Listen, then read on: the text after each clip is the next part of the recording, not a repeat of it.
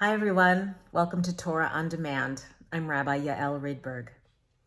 In the span of only a few chapters in this week's portion of Vayera, Abraham shows us two sides of himself.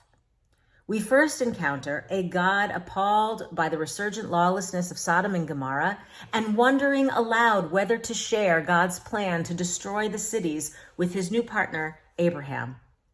For his part, Abraham famously intervenes and argues with God's plan of collective punishment.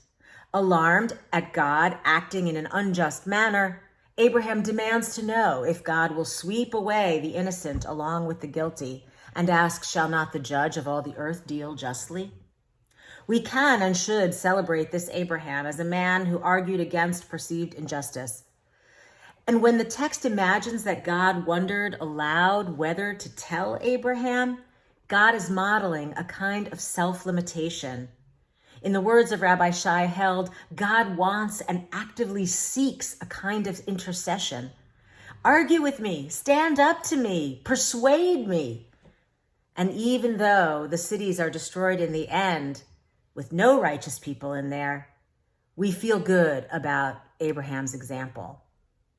But just a few chapters later, God now commands Abraham to take Isaac up the mountain as a sacrifice. Abraham says nothing to God, does not argue with God, does not plead on behalf of his son.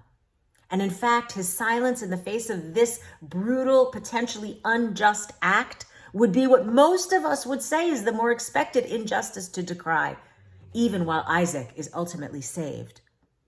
The Abraham of Sodom and Gomorrah was driven by an obvious moral purpose, but this Abraham, well, he bewilders us. We are left wondering about a God who might demand from us something unconscionable, even while willing to do something equally unconscionable, God's self. And the imperative then to raise the voice of conscience. The text presents the destruction of the cities as God's action, but the binding of Isaac is a commanded action to Abraham. How can we reconcile these two presentations of the divine and of Abraham? What does faith demand of us? In the end, it isn't enough to say that there were no righteous people in Sodom and Gomorrah and that the destruction was justified, nor that the angel stayed Abraham's hand and so the command was justified.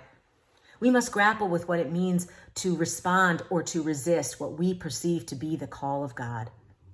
The blessings of our lives come with a challenge. We must embody a radical alternative to Sodom and the potential sacrifice of our most cherished values. How are we called to respond to injustice? How are we called to transform the world in holiness?